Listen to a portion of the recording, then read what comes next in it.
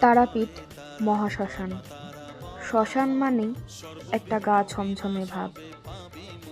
আমি রাত্রির বাজে তখন 12টা, অনেক সাহস করে বাড়ির সবাইকে জোর করে নিয়ে বেরিয়েছি। সেদিন ছিল অমাবস্যার রাত।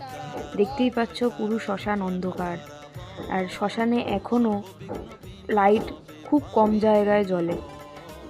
বেশিরভাগ জায়গায় মোমবাতি বা এরকম যজ্ঞ ঠজ্ঞ হচ্ছে, ওরই আলো।